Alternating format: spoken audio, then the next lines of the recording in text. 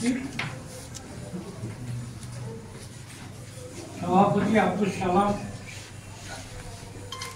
আন্তর্জাতিক কবি, আমার খুব কাছের মানুষ, স্নেহের মানুষ, সম্পাদক এজাজ আহমেদ, ওটা আমার ছোট থেকে ছাত্র, শিশুকাল থেকে মানুষ করেছি।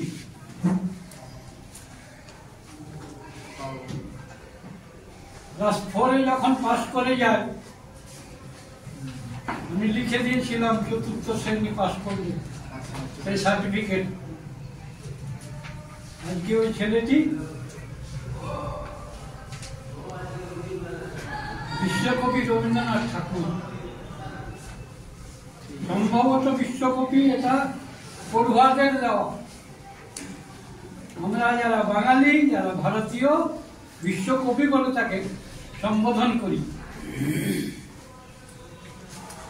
তারই অনুসারী আমার সেই দিনের এক ছোট ছাত্র আজকে বলল 200টি দেশে স্বপ্নের ভেলা সাহিত্য পত্রিকা আর তার কবিতা কত ভাষাতে কটা ভাষাতে বাংলা ইংরেজি ভাষায় অনুবাদিত হয়ে পড়া হচ্ছে, পড়ছে। তাহলে কি এক আলৌকিক! নিজামদা বলছিলেন, পূর্ববর্তী বক্তা, এক অখ্যাত গ্রামে আমাদের ছেলেটি বাড়ি। তাহলে এই প্রতিভা কোথেকে আসে? সঙ্গে সঙ্গী সঙ্গে, না অভিজ্ঞতায়, না আচমকা ভেঙে পড়ে? এর উত্তর পাওয়া কিন্তু খুব কঠিন। রবীন্দ্রনাথ ঠাকুর জমিদার বাড়িতে জন্মগ্রহণ করেছিলেন। আরাম আয়েশের মধ্যে, সুখী জীবনের মধ্যে যার জন্ম, তিনি লিখে গেলেন, বিশ্বকবি হলেন। সারা পৃথিবীর যত বৈচিত্র্য সবকে তুলে ধরে তিনি বিশ্বকবি হলেন। আর নজরুল, চুরুলিয়ার সেই ছোট্ট ছেলেটি,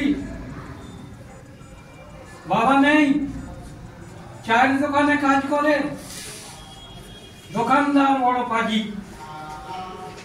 গুনগুন গান করলে তাকে মারে। সেই ছেলেটি হলেন জাতীয় বিদ্রোহী কবি কাজী নজরুল ইসলাম। কিসের সঙ্গে কিসের মিল হবে? এই প্রতিভার উৎস কোথায়? তাহলে চিন্তা করে পাই না। আমি দেখি, আমি শুনি, বুঝতে পারিনি আজ পর্যন্ত এর উৎস কি। তাই আমি কিছু বলি, আমি কিছু বলে যাই, পছন্দ হতেও পারে, নাও হতে পারে। কেউ সম্মোহিত হয়, কেউ বিরক্তি প্রকাশ করে। সেই সময়টাও হয়তো পাওয়া যায় না, সময়ের দিকেও খেয়াল রাখতে হবে। আমি বলি,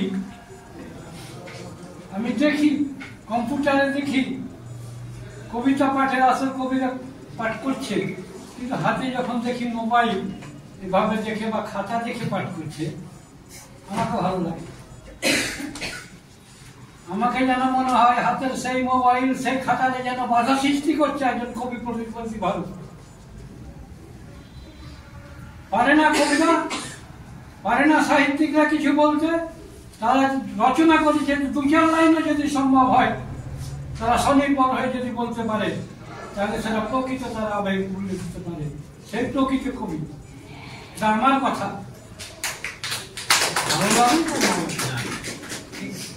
সোশ্যাল মিডিয়ায় সারা বিশ্ব চলছে প্রবলেম মোবাইল। তাহলে ওর নিজস্ব তো কোথায় পাচ্ছে পাবলিকে, লেখার মধ্যে সীমাবদ্ধ থাকছে। আমি চেষ্টা করবো স্বনির্ভর হন,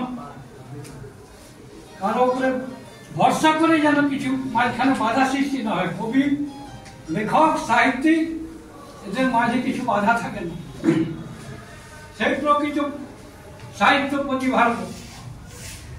তাই সময় শেষ হয়ে গেল, 4:30 বোধ হয় বাজে, শুরু হয়েছে। সবাইকে আবার ধন্যবাদ জানিয়ে ভালো থাকুন। কথা ভালো লাগতে পারে, খারাপ লাগতে পারে, ক্ষমা প্রার্থী। জানলাগুলো খোলা করলে ঠিক হবে।